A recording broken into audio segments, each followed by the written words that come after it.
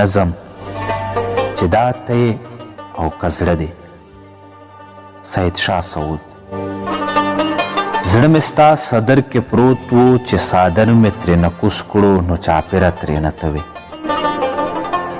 زړه مې ستا صدر کې پروت و چې صادر مې ترېنه کوز کړو نو چاپېره ترېنه ته وې. بیا چې تا ته مې کتل نو ستا څېره د ده په مخ وه، ستا کمد د ده په تن و، ستا د ده غوندې جامې وې، د ده ستا غوندې بدن و.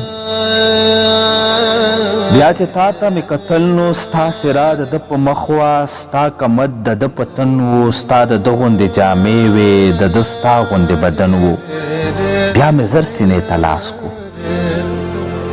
بیا مې زر سینې ته لاس کو، د زړګي درزا مې نه وه، په دې هم نه پوهېدم چې سا مې وه که سا مې نه وه.